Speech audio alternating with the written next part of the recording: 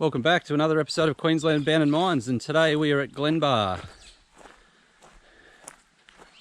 and we are looking at the remnants of the Mt Melanie series of mines. And the explorations led out this way to one little newspaper article that we found on Google that I'll share with you guys in just a second. So right now I'm standing on the rather large waste rock pile, and according to the owners, this beautiful old mango tree with someone's old little billy can strapped to a stick up there. But this old mango tree is meant to sit right along the edge of the main shaft, so the land out here has got a pretty amazing story to tell, and this is an episode that I can share a lot more history than my previous episodes with. And we do have permission of the landowners to be out here. Big thanks to a few people in the community that live out this way that trusted us and put us in touch with the landowners, but this is all on private land. The owners don't want to be disturbed, and they definitely do not want trespassers jumping over their fences. So the story of this mine is an interesting one. So what I'll just do, I'll just pause the exploration for a sec. We'll get back to that in a second, and I'll show you guys the timeline that I've put together. I'll try my best to put it in chronological order and show you guys. But in essence, what happened out here was there was only 228 ounces of gold mined from the reef around about 130 feet below where I'm standing now. And I wasn't going to bother coming out here to explore, but Queensland Abandoned Mines has somewhat of a silent partner. I don't know who they are really. For this episode we'll refer to them as Mrs. S. I believe she must be a librarian or something, and feeds us a fair bit of the history. She shared a map, and she shared a couple of geological reports and a 142-page archive, and part of that archive was a monstrous map that showed, I think, around about 300 to 400 feet of tunnels. I'll share you guys the articles I've put together, and then we'll get back to the explore. Alright, Mt Melanie Mines. Starting from the beginning, the gold was discovered out this way all the way back in 1884 by R.W. Scougall, and I believe that family owned a lot of the properties between Tyro and all the way down to Glenbar Station. Now, these are the oldest maps that I could dig up. This is through the GSQ portal, and this shows the old outline of the Marodian Goldfields, and today's episode takes place right about here. First article I found here was a director trying to seek investments. There's a lot of optimism, and they at that time had discovered about $3,000 to $4,000 worth of gold, which by today's standards worth about 70 grand. And here's just a couple of clips of where the majority of these journals and documents came from. Alright, this is the earliest article we'd see with the naming of Mt Melanie and the Marodian Goldfields. So it mentions Scougall Mine in 1878, it mentions Scougall in 1872, and in 1894 they solidified the area as Yorkie's Goldfield. Alright, we'll fast forward to 1916, and we've got the chief geologist visited Mt Melanie, and they started working the 55-foot level. Now, they found low values of gold, zinc and silver at that time, and even all the way back in 1916 at the 55-foot level, which is probably only the top level of the mine, at that stage the geologist at the time deemed it a very low-grade proposition. Alright, we'll move forward to another update from 1917, only 1 year later, and they're already starting to mention that the mining is sporadic. Now, they're quite specific on what's happening here, and they're starting to say that there's some underhand stoping happening. There's only 4 guys working at the mine, and this stope is quite small in scale. It's only 20 feet by 5 feet. Now, the stope, they pulled out 16 tonnes. Only 10 tonnes of that was deemed high enough to be sent for refinement. And in 1917, that ore that they sent away did actually yield 28.8 ounces. So in 1917, it was actually still paying at 2 ounce per tonne at the Mt Melanie mine. Now we've got a clip from 1919 and stating that the miner is under exemption. Back to a bit of positivity again. They're saying they're making good progress. They're blasting through lots of rock, but they're already starting to encounter some troubling times with what they just deemed at the time very, very hard black and grey country rock. And at that time they were spending some money on the mines. They were shoring up some workings. They re-timbered the Schuylkill Shaft down to about the 40-foot mark, and they were adding some ground supports to the previously mined underhand stopes from 1917. And in this same article in 1919, you can see that this is the first article that actually starts to state that they are seeking money and seeking grant from the Department of Mines. And we've got a really rough sketch here that shows you the layout of all of these old mines. It's sort of like the Moonlight down to the south, Mount Ruby down to the southeast, the XYZ directly south of Madeline, and these all made up the Marodian Goldfields. Now here's an interesting slide because it's a really old map that shows the main workings of the Mt Melanie Mine, and it shows just there that little square is the battery foundation. Now that's what actually led us to do a little bit more research after we'd finished the research on Melanie. And we were really appreciative. We've got a few more phone calls, and we ended up making contact with the Gympie Gold Mining Museum after a few locals said that's where they think their old stamper went. And indeed we were granted access to head out there, and you'll see that at the end of this video. Now we've got these drill reports. Now these are all diamond drills, so this is a lot more modern mining. That was from 1992 when another exploration company came in. Every single one of them yield the same result. No detectable gold, hit a lot of hard rock. I think they bored 2 or just below the 128 foot level. And this is what really caught our attention. So this is a map, a hand-drawn map of the 128 foot level. And if you look really closely at this map, it's obviously hand-drawn, but you can actually see some other levels or sub-levels that are all scrubbed out. So for how little gold they actually got out of this mine that spanned for the best part of 30 years, this is a huge underground working, and this is really the one map that led us to wanting to head out there and explore the property. So, like I just mentioned before in the earlier intro, the shaft that was there was blasted down somewhere around about 1917, 1918. Now on the most recent maps, this is the most southern shaft, and it has the name, it's aptly named the Meat Grinder. I don't know how it got that name. I do know a funny story though of when the current landowners, this land's been in the family for a couple of generations. There's a funny story that they shared with me about the excavator that was hired to come and fill in that shaft, and I think they worked all day backfilling it. Normally what they do with these old shafts, they'd throw a fair bit of the machinery that's left around down there to try and plug it. And the contractor that was powering the excavator thought that the landowners were having them on because they were filling that shaft all day long, and next time it rained it dropped down another 35 feet. So I'd say that shaft goes to all 3 levels of the workings that are below where I'm standing now. Now what we've got here is a really nice old foundation that would have been probably around the 1917, 1918 era, and this probably would have held one of the boilers or one of the winches.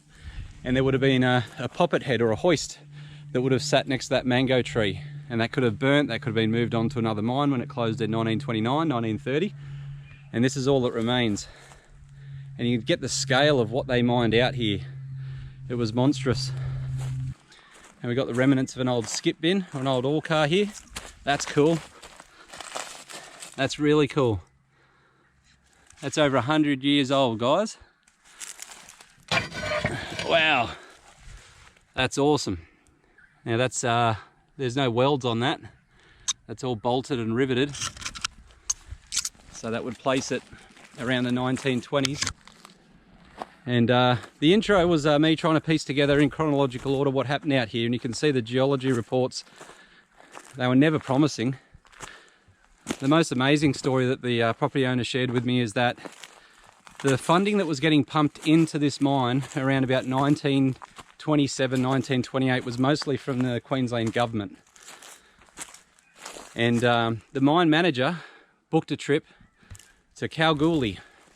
The trip was meant to be that the mine manager could find a way to better process the ore. And that part of the story checks out because only a year later they did set up a battery that had an old stamp mill. It was round about 5 k's west of here on our old maps. I'll show you those maps. And the story goes that when he arrived back at Glenbar Station, he was either caught with or later reports of the station manager discovering his bags that were that heavy that they couldn't pick them up. So the story goes that he actually only went to Kalgoorlie to purchase ore and either place it into the mined ore, which then subsequently went through the crushing plant or was sent off to be processed elsewhere. And that is actually how they convinced the people that were funding this mine that they were still mining good quality grade of ore in the reefs well below the ground here. That's an amazing story. And the geologist at that time, I can't actually find his name, might have been a Yugoslavian guy. He would have had to have been in on it, because you're never going to convince hard rock miners and a geologist that they have indeed discovered another high-grade ore body underground. They would have to have all been in on it. And eventually in 1930, the last straw for this mine system of mines was that the battery, the stamp mill and the refinement plant, which is about 2 properties to our south, it was poorly run. And that was the last straw. The mine closed. But that is not the end of the story. There's a lot more history between 1930 and even as late as 2016. Now I think what we've got here is the remnants of the old air shaft. There's a pretty large dump just to the northwest there. I'll show you guys where I think the most northwestern part of the reef would have been, which is this spoil heap here, and what could be the remnants of one of the old shafts. They always sink down a little bit.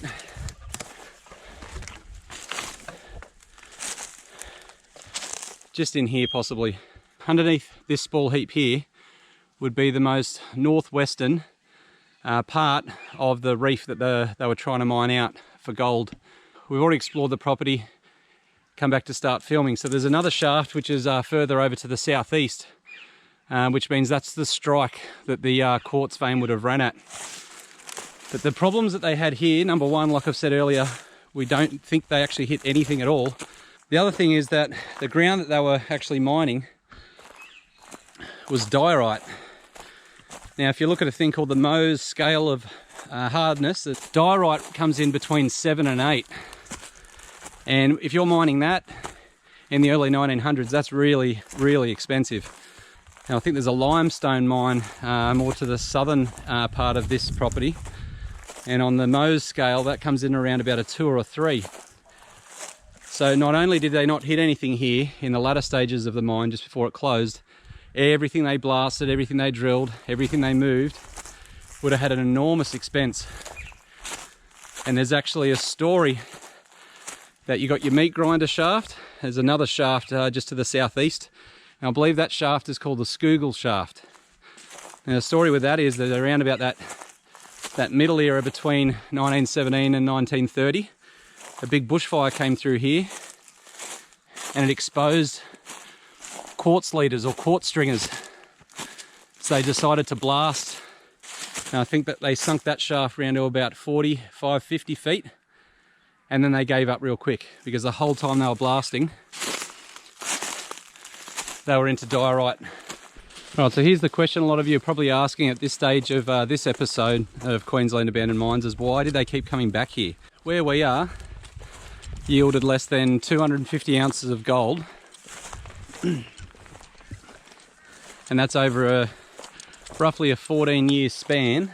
But we're surrounded the old Glenbar Goldfields, and I believe we've got the Yorkie Goldfields just to our northeast.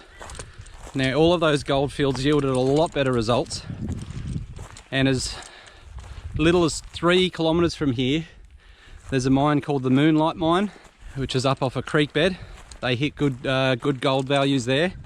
There's the series of Butcher mines way out to the west. Apparently they hit good gold there as well. And then there's another mine to our east which had a lot better luck. And that might explain why the old timers kept coming back here. They couldn't do the geology reports in 1925 to 1930 that we can do now. But there was faulting underground.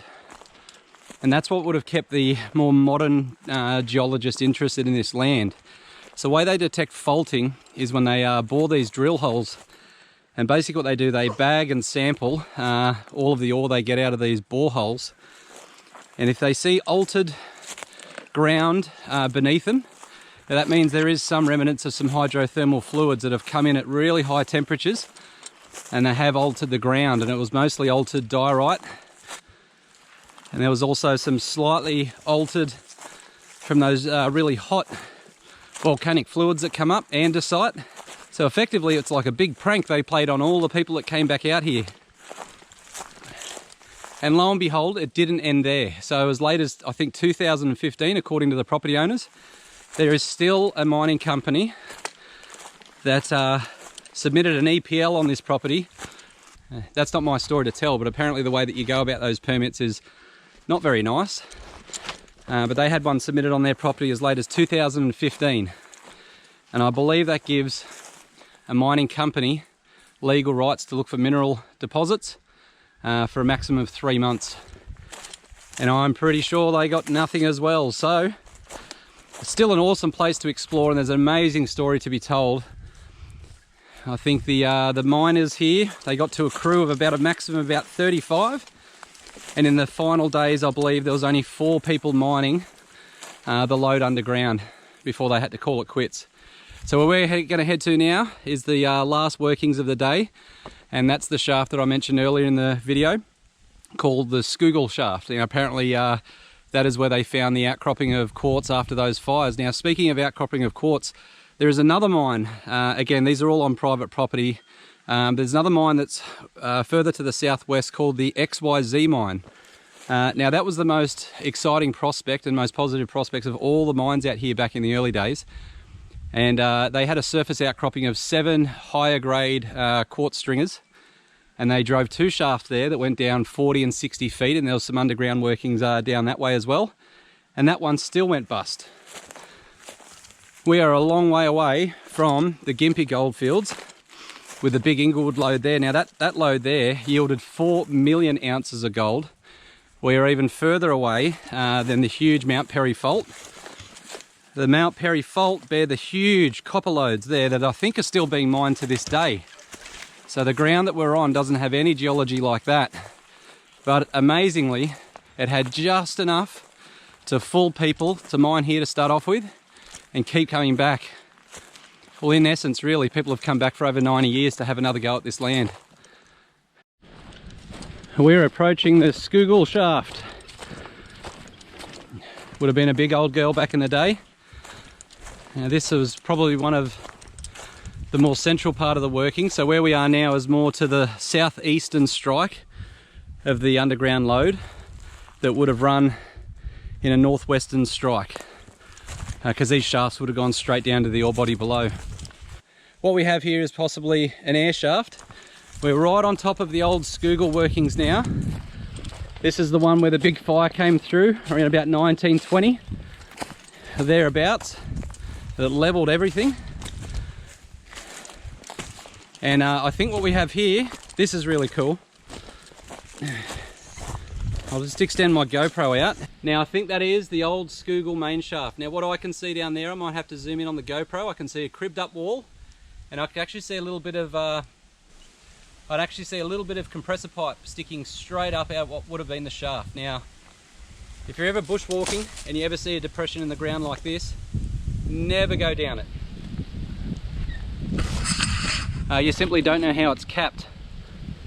We know the meat grinder shaft was capped very well, but that could have a little bit of burden on top of it. That could be filled all the way down to the workings below, or that could actually be about 90 years of compost. So if you go in there for a bit of an explore, you could go straight down. Now, whatever's sitting around the collar, which is long gone, the timbers are long gone. This was a timbered shaft down to 40 feet. That's all coming on top of you. So never jump down a depression if you're near mine workings. Whew, gotta get my breath back. All right, guys, that's about all there is to show you. That's what 90 to 95 years of the harsh Queensland bush does to what was once a pretty large scale gold mining operation. All the workings here are really well sealed up.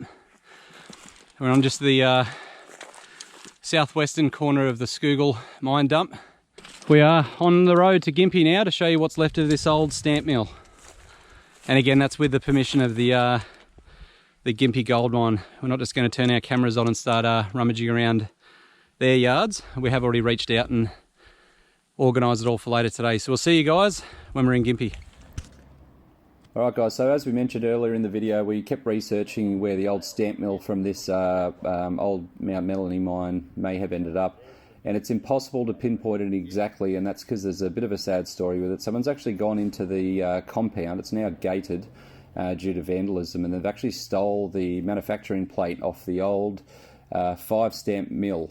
And now we know the family out that way, out in the Marodian Goldfields, did donate it to the Gympie Gold Museum around about the year 2000, which is just before Mr. Blackman started. But we believe this is it that you're going to see in this video just shortly. Alrighty guys, I hope you've enjoyed the venture so far, and we're lucky enough to meet up with Alan Blackman.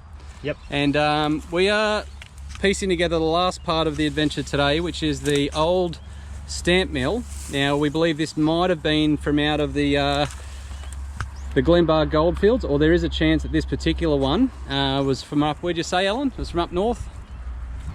No, this one ain't from Veteran, no. No, that's not from Veteran. It's from out Schuylkill way. Yep. Alright, so this would have been probably on the battery that would have processed the ore from Mt Melanie, and that's the one that we've just aired to you. So Alan's going to give us a bit of a rundown on how this old girl works. So that's the feed, where you feed in your fist-sized bits of rock. Yep. To be crushed. The 5 stamps operate in here and crush the rock in the mortar box here. Yep. The rock's crushed between the stamps and the dies there, and the ore is then washed out over the amalgamating table. Yep. Which is covered in mercury. Yep. Where they recover the gold. Now you said those dies are in pretty good shape, so they might not have seen too much wear. Oh, they were replaceable, so when they wore out, you'd replace new ones, but plenty of life left in those ones. All right, so thanks, Alan. So we got some fist-size ore that gets fed in through the back here. Now this thing would have made a racket, hey? Yeah. That's probably why the miners didn't set up camp. Now, what was the next process from here, mate? You said it's flow out onto an amalgamation table. Is that right? It flows out onto an amalgamating table. The water carries the crushed rock. There's a screen over there. Yep. The finely crushed rock washed through. Yep. The copper plates are covered in mercury. Right. And the mercury will capture the gold as it's washed over. Yep, rightio, rightio. And we've got some of the old stamps still here. Now, how much did you say these weigh each, mate, approximately? These would be about half a tonne a piece. Alrighty, so from our research, guys, these were the old pistons, and is that a 4 or 5 stamp? 5 stamp. That's a 5 stamp rock crusher. I think we can see the cam in the bush over there, and maybe a bit of the flywheel. Now this would have been put in around about, from our research, about 1927, 1928, and it stayed on the battery out there for another 60 years afterwards until the property owners donated it to the Gympie Museum. Here we got some replaceable shoes. So they would take an absolute beating. Imagine this thing running, my God. It would make some noise. And what do we got down here, mate? That's a crankshaft.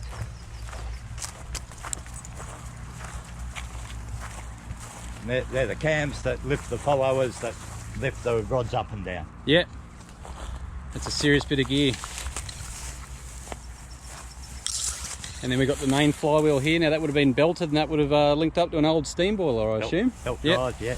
Alright guys, so this is a different stamp mill. This is pretty much still intact. This is a 4-head stamper. The reason why we've stopped at this one's still got the remnants of the old amalgamation table. So Alan's told us this would have been sheeted with a sheet of copper here, another sheet of copper here.